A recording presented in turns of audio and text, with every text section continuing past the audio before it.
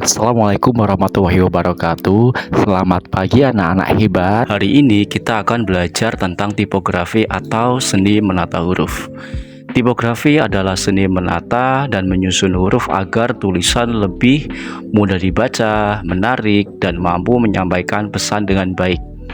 Tipografi bukan hanya sekedar menulis, tetapi juga memperhatikan beberapa hal penting. Nah, hal penting itu apa aja? Yang pertama adalah bentuk huruf. Bentuk huruf dapat memberikan kesan tertentu, misalnya formal, modern, atau santai. Yang kedua adalah ukuran huruf. Ukuran membantu pembaca mengetahui bagaimana yang paling penting untuk diperhatikan. Yang ketiga adalah warna huruf. Warna dapat membuat tulisan terlihat lebih menarik, memperkuat suasana desain, dan yang keempat adalah spasi antar huruf. Jarak huruf yang tepat membuat tulisan lebih nyaman dibaca. Dan yang kelima adalah penempatan huruf. Tata letak huruf harus rapi agar desain terlihat harmonis dan mudah dipahami. Anak-anak, tipografi sering digunakan dalam kehidupan sehari-hari loh. Contohnya seperti pada poster, papan reklam, majalah, media sosial, logo, brosur, hingga kemasan produk yang biasa kalian beli ketika membeli produk atau makanan tertentu. Karena itu, tipografi sangat penting dalam dunia desain komunikasi visual. Dengan tipografi yang baik, sebuah pesan dapat lebih mudah menarik perhatian dan dipahami oleh orang lain. Kita lanjutkan materinya lagi ya. Kita masuk pada perkembangan tipografi. Perkembangan tipografi mulai maju setelah ditemukan mesin cetak modern oleh Johannes Gutenberg. Sebelum ada mesin cetak, buku ditulis dengan tangan, sehingga prosesnya lama dan jumlahnya sedikit. Setelah mesin cetak ditemukan, buku bisa dicetak lebih cepat dan dalam jumlah banyak. Dari sinilah penyebaran ilmu pengetahuan menjadi lebih mudah. Perkembangan tipografi juga membuat surat kabar dan media cetak semakin berkembang. Berbagai jenis huruf mulai diciptakan seperti serif, sans serif, dan gotik untuk kebutuhan desain yang berbeda-beda. Di Indonesia sendiri, tipografi berkembang pada masa kolonial Belanda melalui surat kabar, media cetak, dan percetakan. Hingga sekarang, tipografi digunakan dalam poster, logo, media sosial, kemasan produk, hingga thumbnail YouTube. Dari materi ini kita belajar bahwa huruf bukan hanya alat membaca, tapi juga bagian dari karya seni yang dapat menyampaikan pesan dan keindahan. Nah, kita masuk pada kelanjutan dari slide yang sebelumnya, materi sebelumnya. Sekarang kita akan memahami beberapa ilmu atau materi yang ada di slide ini. Pada zaman dahulu, seperti yang disampaikan di slide sebelumnya, tipografi masih dibuat secara manual menggunakan mesin cetak. Huruf dicetak satu persatu sehingga prosesnya membutuhkan waktu yang lama dan peralatannya besar. Namun, sekarang perkembangan tipografi mengalami transformasi menjadi tipografi digital. Sekarang desain huruf dapat dibuat menggunakan komputer dan aplikasi desain grafis. Proses pembuatan tulisan menjadi lebih cepat, praktis, dan mudah diedit. Perkembangan tipografi digital memberikan banyak dampak positif. Yang pertama, desain menjadi lebih cepat karena proses pengerjaannya lebih efisien. Yang kedua, lebih praktis karena tidak memerlukan mesin cetak besar seperti zaman dahulu. Yang ketiga, pilihan font lebih luas. Saat ini tersedia ribuan jenis huruf yang dapat digunakan sesuai kebutuhan desain. Yang keempat, pengeditan lebih mudah karena kesalahan tulisan atau desain bisa langsung diperbaiki menggunakan komputer. Dan yang terakhir, hasil desain menjadi lebih menarik dan kreatif karena didukung dengan teknologi digital modern. Anak-anak, sekarang tipografi digital digunakan di berbagai semua bidang, hampir semua bidang seperti media sosial, poster, logo, game, iklan, dan lain sebagainya. Karena itu, mempelajari tipografi sangat penting agar kita bisa membuat desain yang menarik, rapi, dan pastinya mudah dipahami. Nah, kita masuk pada fungsi tipografi. Tipografi memiliki peran yang sangat penting dalam kehidupan sehari-hari, terutama dalam dunia desain dan media informasi. Fungsi pertama adalah sebagai media komunikasi visual.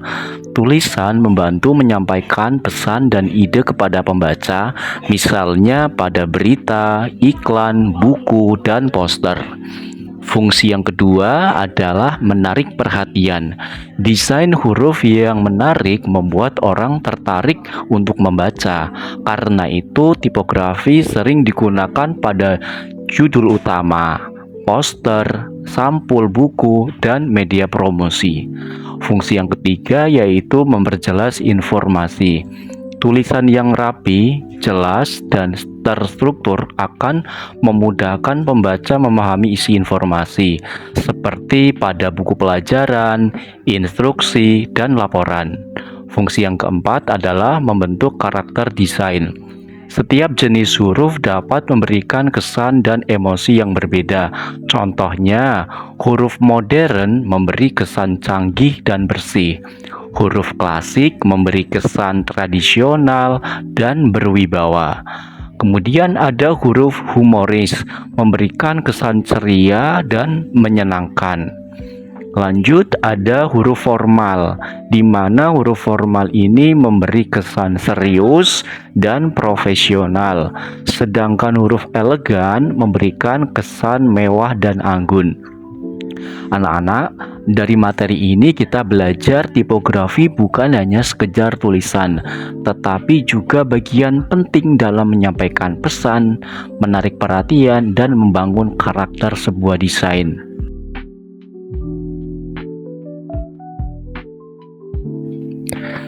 Nah, baik anak-anak, sekarang kita akan mempelajari jenis-jenis font dalam tipografi. Font itu apa sih? Font adalah gaya atau bentuk huruf yang digunakan untuk menyampaikan pesan tertentu dalam desain. Setiap jenis font memiliki karakter dan fungsi yang berbeda. Jenis yang pertama adalah serif font atau font serif. Font ini memiliki kait kecil di ujung huruf sehingga terlihat formal, klasik, dan rapi. Contohnya Times New Roman dan Garamond. Font serif sering digunakan pada buku, koran, dan dokumen resmi karena nyaman dibaca. Jenis yang kedua adalah sans serif fonts. Berbeda dengan serif, font ini tidak memiliki kait di ujung huruf atau tidak memiliki kaki. Bentuknya lebih sederhana, modern, dan bersih. Contohnya, font apa aja? Contohnya Arial dan Helvetica. Sans serif cocok digunakan pada poster, baliho, dan media digital karena mudah dibaca dari jarak jauh. Nah, jenis yang ketiga adalah decorative font atau font dekoratif. Font ini memiliki bentuk unik dan penuh ornamen sehingga menarik perhatian. Biasanya digunakan untuk judul kreatif, desain acara, atau toko mainan. Namun, font ini kurang cocok jika digunakan untuk teks panjang karena lebih sulit dibaca. Kemudian jenis yang terakhir di materi kali ini adalah yaitu script font. Font ini menyerupai tulisan tangan atau kaligrafi dengan garis yang melengkung dan artistik. Script font sering digunakan pada undangan, desain elegan, dan branding mewah karena memberikan kesan indah dan anggun. Jadi, setiap jenis font memiliki fungsi dan kesan yang berbeda ya. Dalam desain tipografi, pemilihan font sangat tepat karena penting agar pesan dapat tersampaikan dengan baik dan menarik. Nah, kali ini kita masuk pada prinsip-prinsip tipografi. Yuk kita bedah 7 prinsip dasar agar teks dalam desain kita terlihat efektif dan profesional. Prinsip yang pertama, keterbacaan huruf atau legibility. Ini adalah kemudahan mata kita dalam mengenali setiap karakter atau huruf agar tidak tertukar. Contohnya, jangan sampai huruf O kelihatan mirip dengan angka 0 atau huruf I kapital tertukar dengan huruf L kecil. Ini sangat tergantung pada anatomi bentuk font yang kita pilih. Prinsip yang kedua, keterbacaan teks atau readability. Kalau legibility fokus pada huruf per huruf, sedangkan readability adalah kenyamanan membaca teks dalam skala keseluruhan seperti paragraf. Faktor penentunya ada pada ukuran font, spasi antar baris, spasi antar huruf, dan panjang baris kalimat. Kemudian kita masuk pada prinsip yang ketiga, yaitu visibilitas atau visibility. Ini mengukur sejauh mana teks kita terlihat jelas terhadap latar belakangnya. Prinsip ini sangat krusial saat kita mendesain papan reklame, kemudian poster atau layar digital, di mana teks harus tetap terlihat jelas bahkan dari kejauhan. Nah, prinsip yang keempat yaitu kejelasan atau clarity. Desain tulisan harus mendukung kejelasan makna supaya pesan langsung dipahami audiens tanpa misinterpretasi atau tanpa misinterpretasi. Tanpa misinterpretasi. Caranya, pilih gaya font yang sesuai dengan konteks pesan dan target audiens kita. Nah, lalu kita masuk pada prinsip yang kelima, 6, dan 7. Ada kesederhanaan, keseimbangan, dan keharmonisan. Nah, prinsip yang kesederhanaan ini atau simplicity, desain yang sederhananya umumnya jauh lebih enak dilihat, jadi hindari memakai terlalu banyak warna, font yang berlebihan, atau ornamen yang terlalu ramai. Kemudian prinsip yang keenam yaitu keseimbangan atau balance. Ini kita mengatur tata letak teks dan gambar agar porsi visualnya terlihat seimbang atau tidak berat sebelah. Nah, prinsip yang terakhir yaitu prinsip yang ketujuh, keharmonisan atau harmoni. Pemilihan kombinasi font harus saling melengkapi dan serasi. Contoh paling populer, gunakan jenis font serif untuk konten atau teks panjang. Kombinasikan dengan font sans serif untuk bagian judulnya. Nah, itu dia 7 prinsip dasar tipografi. Dengan menerapkan prinsip-prinsip ini, tulisan di dalam desain kita bukan cuma jadi hiasan visual, tapi juga menjadi media penyampai pesan yang kuat dan nyaman untuk dibaca.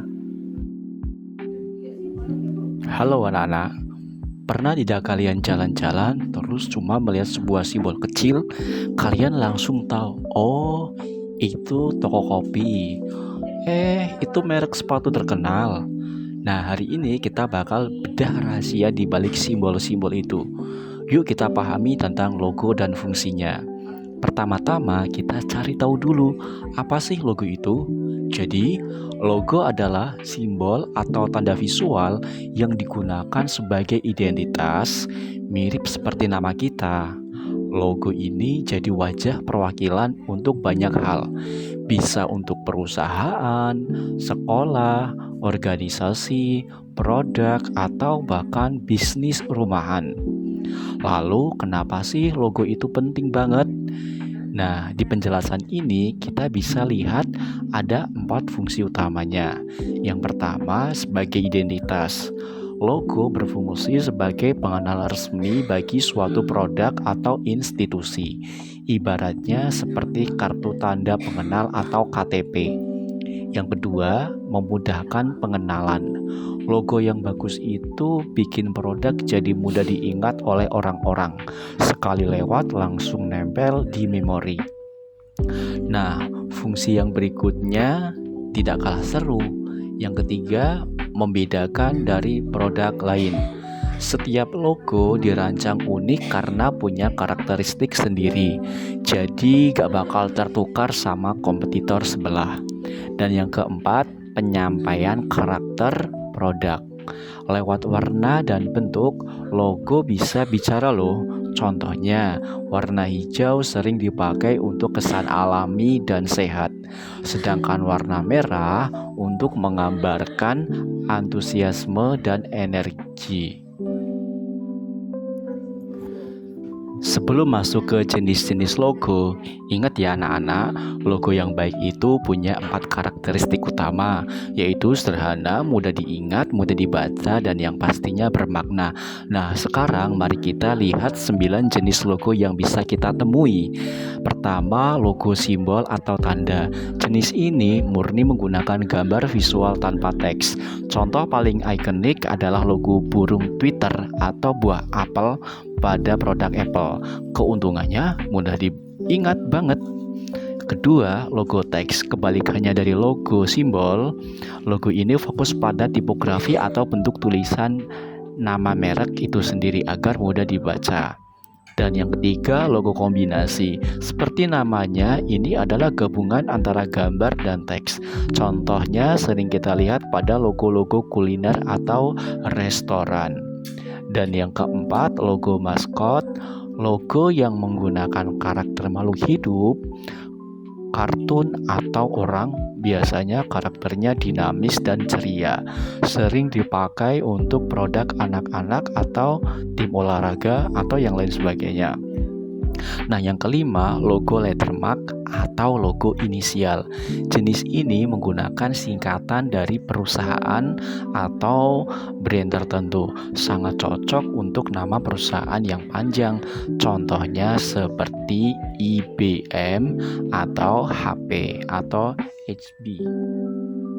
Lanjut, kemudian disusul oleh logo yang selanjutnya.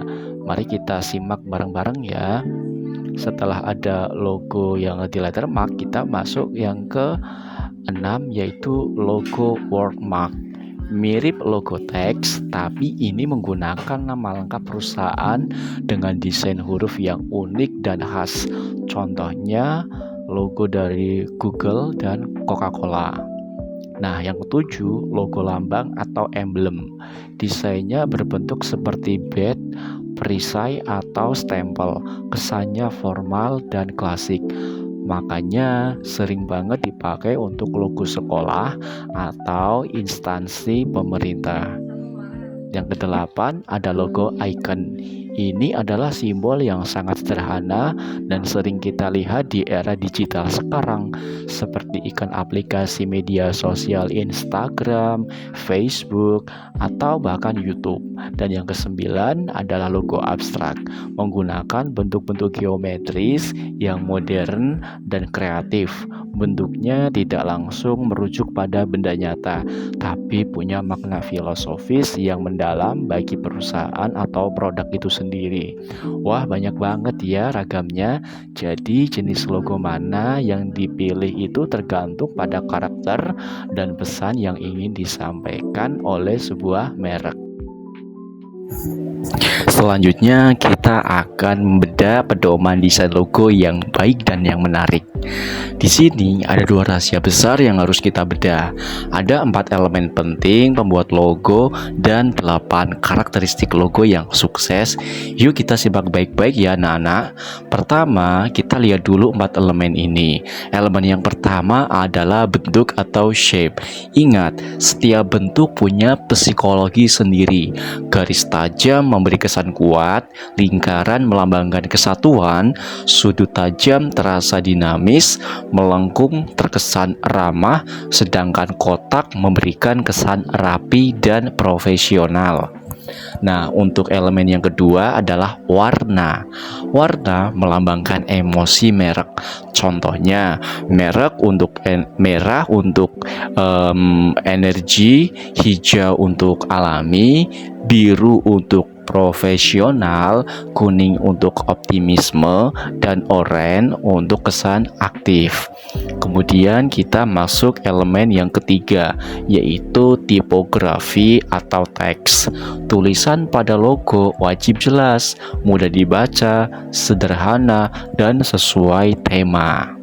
Nah, maka dari itu di sini kita harus benar-benar paham karakter huruf bold terkesan kuat, kemudian curve font terkesan santai, dan jenis formal memberikan kesan elegan.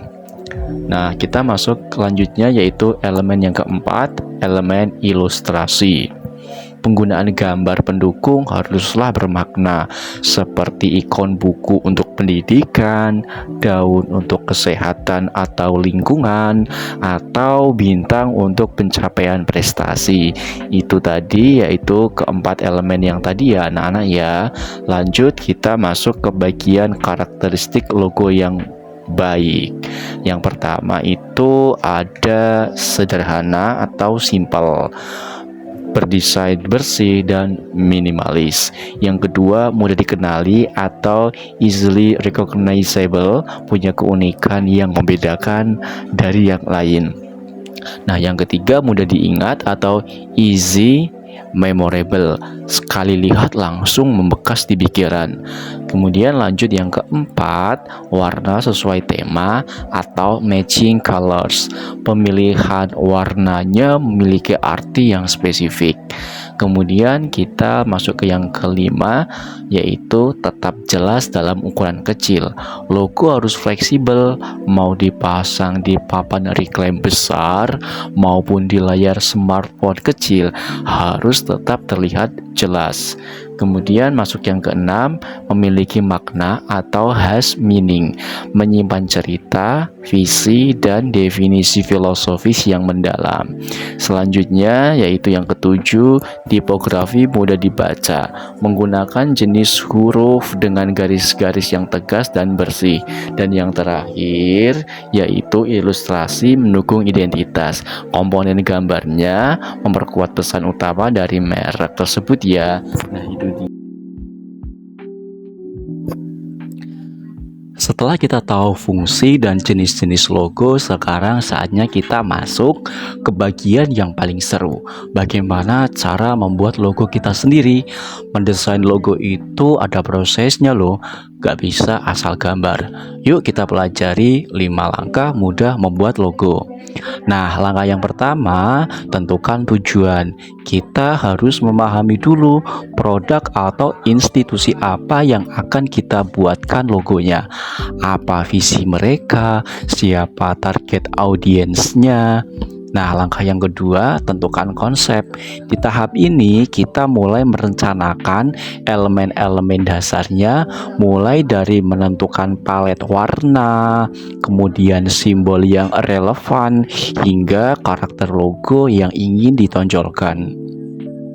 Langkah yang ketiga, yaitu sketsa. Tuangkan ide-ide di kepala kalian ke dalam bentuk desain awal atau coretan kasar. Ya, bisa di kertas atau secara digital. Nah, langkah yang keempat, beri warna. Setelah sketsanya matang, aplikasikan warna. Pastikan warnanya sesuai dengan pesan dan psikologi impresi yang diinginkan. Dan langkah yang kelima, yaitu evaluasi. Periksa kembali hasil akhirnya, apakah logo kita sudah memenuhi 3 kriteria penting ini, yaitu mudah dibaca, menarik, dan mengesankan. Nah, biar lebih kebayang, yuk kita lihat contoh penerapan di bagian bawah infografis ini. Semisal kita mau membuat logo untuk sekolah Islam, kira-kira apa ya yang sesuai dan apa maknanya? Kita bisa pakai simbol buku dan pena untuk melambangkan pendidikan dan pengetahuan. Kemudian bisa pakai simbol bintang untuk melambangkan semangat belajar yang tinggi meraih cita-cita. Serta simbol bulan sabit atau kubah untuk melambangkan nilai-nilai Islam yang melandasi sekolah tersebut. Nah, mengkombinasikan langkah-langkah tadi dengan simbol yang bermakna akan menghasilkan sebuah logo yang kuat dan punya cerita. Anak-anak, coba bayangkan kita sedang berjalan di tempat umum dan tiba-tiba melihat selebar kertas besar penuh warna menarik perhatian kita. Ya, itu adalah kekuatan sebuah poster. Hari ini kita akan membedah panduan lengkap poster, mulai dari pengertian, fungsi, hingga ciri-cirinya. Kita mulai dari poin pertama ya, yaitu pengertian poster. Secara mendasar, poster merupakan media informasi berupa kombinasi gambar dan tulisan. Biasanya media ini dipajang di lokasi-lokasi strategis atau tempat umum dengan tujuan utama menyampaikan sebuah pesan penting kepada masyarakat luas. Kita lanjut poin yang kedua tentang fungsi poster. Mengapa poster ini sangat diandalkan? Nah, ada 4 fungsi krusial yang memilikinya. Menarik perhatian publik, itu yang pertama. Yaitu apa? Menarik perhatian publik. Visualnya didesain mencolok agar orang mau menoleh. Yang kedua, memberikan informasi. Bagaimana menyampaikan poin-poin penting secara tepat. Yang ketiga, sebagai media kampanye. Nah, poster ini mengajak masyarakat melakukan aksi sosial yang positif. Dan yang keempat, yaitu sebagai media edukatif, memberikan pengetahuan baru dengan cara yang menyenangkan. Itu tadi fungsi poster, ada 4. Kita lanjut lagi yang ketiga, yaitu ciri-ciri poster yang baik. Nah, ini kita masuk pada ciri-ciri. Yang pertama, ingat poster tidak boleh asal-asalan. Pastikan memenuhi syarat berikut ini ya. Yang pertama adalah teksnya harus mudah dibaca secara instan. Yang kedua, dilengkapi dengan gambar yang menarik dan relevan. Yang ketiga, menyampaikan pesan yang singkat dan jelas. Ingat rumusnya, cepat dan jelas. Dan yang keempat, serta menggunakan perpaduan warna yang memikat. Agar apa? Agar pesan tersebut mudah dipahami dan membekas di memori. Nah, kita lanjut ke bagian slogan poster dan contohnya.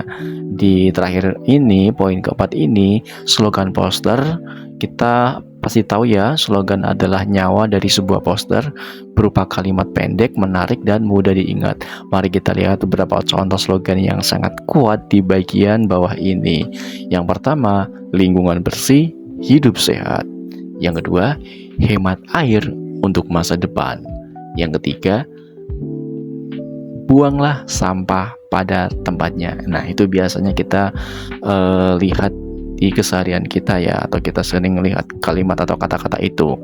Nah, perpaduan antara visual yang kuat dan slogan yang tepat adalah kunci utama suksesnya sebuah pesan visual dalam sebuah poster.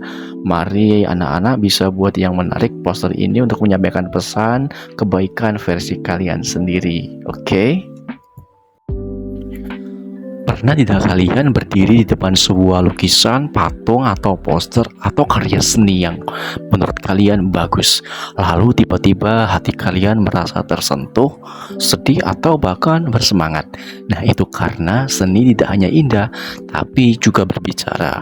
Hari ini kita akan belajar bagaimana sebuah karya seni menyampaikan pesan-pesan kuat di dalamnya. Di dalam sebuah karya, seniman biasanya menyisipkan satu dari 4 jenis pesan utama ini. Nah, yang pertama yaitu perasaan. Karya seni menjadi wadah emosi dan ekspresi. Melalui goresan warna dan bentuk, seniman bisa menunjukkan rasa sukacita, kesedihan, kemarahan, atau bahkan sebuah harapan. Nah, yang kedua ini yaitu kritik sosial. Seni sering digunakan untuk menyuarakan masalah masyarakat. Contohnya seperti jalanan atau mural yang menyoroti ketidakadilan, korupsi, atau penindasan di sekitar kita. Lanjut, kita masuk ke tiga, yaitu undangan atau ajakan. Ini berkaitan dengan tindakan atau partisipasi. Karya seni jenis ini sengaja dibuat untuk meminta orang bertindak, bergabung dengan suatu gerakan sosial, atau menghadiri sebuah acara penting. Dan yang keempat, yaitu pendapat. Seni juga bisa menjadi pandangan pribadi atau opini konseptual sang seniman mengenai isu-isu hangat, mulai dari politik, budaya, hingga perkembangan teknologi. Nah, kita lihat studi kasus contoh poster lingkungan. Biar lebih jelas, yuk kita bedah contoh nyata poster lingkungan di bagian bawah ini. Poster ini mengusung slogan kurangi limbah demi masa depan bumi. Pesan utama yang disampaikan sangat jelas, yaitu berupa ajakan untuk melindungi lingkungan. Dan secara lebih detail, karya ini dirancang untuk memotivasi perubahan perilaku kita sehari-hari, meningkatkan kesadaran akan kondisi bumi, serta mengilhami tindakan kolektif bersama-sama. Nah, satu hal yang perlu kita ingat bersama, seni adalah bahasa visual yang kuat. Lewat seni, pesan yang rumit bisa tersampaikan langsung ke dalam hati pembacanya tanpa sekat kata. Coba perhatikan benda di seni di sekitar kita. Ada kain batik yang motifnya penuh sejarah, tapi juga ada desain kaos atau ilustrasi digital keren di smartphone kalian. Mengapa bisa beda banget ya? Nah, hari ini kita akan membedah materi seni rupa tradisional dan modern. Yuk kita lihat apa aja ciri dan perbedaannya. Pertama, kita tengok ke sisi kiri, seni rupa tradisional. Seni tradisional adalah karya seni yang diwariskan secara turun-temurun dan sudah menjadi bagian erat dari budaya masyarakat lokal. Ciri-cirinya sangat khas. Satu, pembuatannya selalu sesuai dengan adat dan budaya setempat. Yang kedua, memiliki nilai tradisi atau filosofi yang mendalam. Yang ketiga, selalu diwariskan lintas generasi.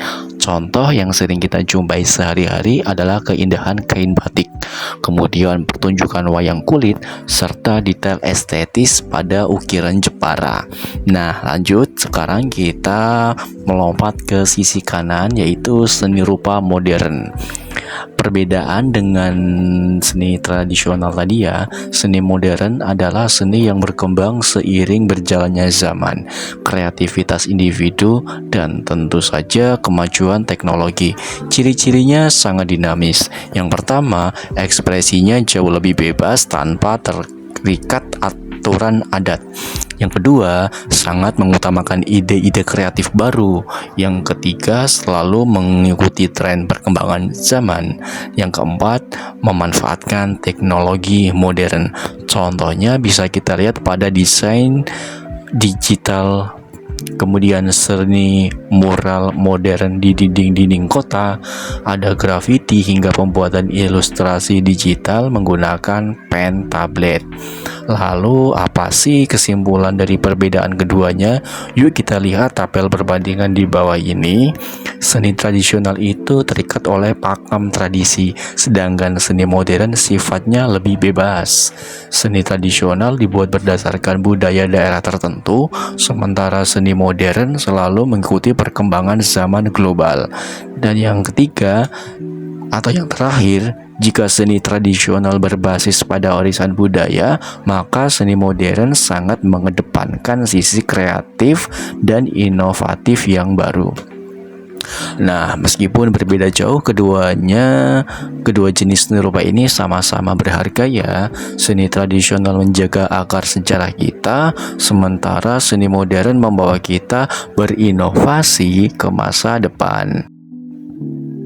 Pernah tidak kalian melihat sebuah karya seni lalu merasa komposisinya pas banget, enak dilihat, kemudian bikin betah menatapnya lama-lama. Nah, keindahan itu lahir bukan karena kebetulan loh, melainkan karena si seniman mematuhi aturan baku. Hari ini kita akan membedah prinsip-prinsip seni rupa. Sebagai pedoman utama membuat karya seni yang menarik, yuk kita pelajari 4 prinsip dasarnya. Nah, kita mulai dari yang pertama, yaitu prinsip keseimbangan. Prinsip ini mengatur susunan unsur-unsur seni agar terasa stabil dan harmonis. Keseimbangan ini dibagi menjadi 3 jenis. Yang pertama, keseimbangan simetris, sisi kiri dan kanan sama persis seperti sayap kupu-kupu atau struktur wajah manusia, kesannya formal dan rapi. Yang kedua, ada keseimbangan asimetris. Sisi kiri dan kanan berbeda bentuk atau bebannya, tetapi secara visual porsinya tetap terasa seimbang. Dan yang ketiga, yaitu keseimbangan radial, di mana polanya memancar dari satu titik pusat ke segala arah contohnya pada motif mandala, kemudian kelopak bunga atau roda dokar. Nah, masuk yang prinsip yang kedua, yaitu kesatuan atau unity. Sebuah karya seni yang baik harus mempunyai semua bagian di dalamnya yang saling melengkapi dan menyatu menjadi satu kesatuan atau keutuhan yang padu. Ibaratnya seperti potongan puzzle geometris yang pas, atau aliran warna, bentuk, dan tekstur yang menyatu secara konsisten tanpa ada elemen yang terasa asing atau salah tempat. Selanjutnya kita masuk pada ke prinsip yang ketiga atau penekanan. Pada prinsip yang ini, penekanan ini yaitu teknik menciptakan satu titik fokus atau center of interest yang paling menonjol untuk menarik perhatian mata kita pertama kali saat melihat sebuah karya. Cara membuatnya bisa bermacam-macam loh. Bisa dengan menyisipkan warna merah mencolok di antara padang rumput yang putih, atau menggunakan kontras cahaya lampu sorot atau spotlight, atau menggunakan bentuk unik yang berbeda sendiri dari objek sekitarnya. Yang terakhir atau yang prinsip yang keempat ini adalah irama. Sama seperti musik, seni rupa juga punya irama. Irama di sini adalah pengulangan elemen seperti garis, warna, atau bentuk secara teratur untuk menciptakan gerakan visual yang dinamis. Contohnya bisa berupa susunan bentuk geometris yang berulang, pilar-pilar bangunan berjejer rapi, gelombang air laut yang berirama, hingga rangkaian transformasi urutan bentuk yang mengalir indah. Nah, dengan memadukan keseimbangan, kesatuan, penekanan, dan irama, karya yang kalian buat dijamin akan memiliki komposisi yang kuat dan menjadikan mata yang melihatnya lebih enak dan menyenangkan. Coba kalian bayangkan dalam sehari ada berapa banyak botol plastik, sedotan, atau kemasan makanan yang kita buang begitu saja. Kalau dibiarkan, bumi kita bisa tenggelam dalam lautan sampah. Tapi tenang, di tangan orang kreatif, sampah-sampah ini bisa disulap jadi barang berharga loh. Hari ini kita akan belajar tentang manfaat atau kreasi daur ulang sampah plastik. Kita mulai dari poin pertama. Apa itu daur ulang? Daur ulang adalah kegiatan menggunakan kembali bahan-bahan bekas atau sampah untuk diproses menjadi produk baru yang berguna. Jadi, alih-alih langsung masuk ke tempat pembuangan akhir, bahan tersebut kita berikan kesempatan hidup kedua. Lalu, apa sih keuntungan melakukan daur ulang? Di poin kedua ini kita bisa melihat ada 4 manfaat luar biasanya, yaitu yang pertama, mengurangi limbah agar lingkungan kita bersih. Yang kedua, melindungi lingkungan dan ekosistem bumi dari pencemaran. Yang ketiga, meningkatkan kreativitas kita dalam berpikir kritis memanfaatkan peluang. Dan yang keempat, bisa menghasilkan karya seni baru yang bernilai estetis dan ekonomis. Kalau kalian mendengar kata pelajaran seni, apa sih yang pertama kali terlintas di pikiran kalian? Pasti seru, penuh warna, dan biasanya bebas berkreasi kan? Tapi tahukah kalian, belajar seni rupa di sekolah itu punya banyak sekali dampak positif untuk perkembangan diri kita loh. Yuk kita cari 5 manfaat luar biasa membuat karya seni di sekolah. Yang pertama, menumbuhkan kreativitas. Melalui seni kita diajak untuk mengeksplorasi ide dan imajinasi tanpa batas. Pikiran kita dilatih untuk melihat sesuatu dari sudut pandang baru yang lebih kreatif.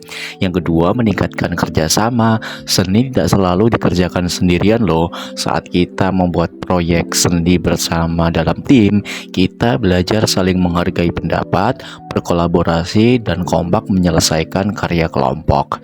Yang ketiga, meningkatkan kesadaran lingkungan. Di kelas seni, kita memanfaatkan bahan daur ulang di sekitar kita untuk disulap menjadi karya yang bernilai estetis. Langkah kecil ini ikut membantu mengurangi sampah di bumi. Nah, yang keempat, menumbuhkan tanggung jawab. Membuat karya melatih kita untuk merawat peralatan seni yang kita gunakan, serta berkomitmen menyelesaikan proyek yang sudah kita mulai dari awal hingga tuntas. Dan manfaat kelima yang sangat penting adalah meningkatkan kepercayaan diri. Ketika kita berhasil menyelesaikan sebuah karya, memajangnya di depan kelas, dan melihat orang lain mengapresiasinya, akan muncul rasa bangga atas pencapaian diri kini. Ya, atas pencapaian diri kita sendiri. Pengalaman ini membuat kita berani untuk terus mencoba hal baru. Nah, sekarang kita tahu kan kalau belajar seni itu bukan sekedar menggambar atau melukis di kertas atau kanvas, tapi juga melatih mental, kepedulian, kepribadian, serta karakter kita untuk menjadi generasi yang lebih hebat.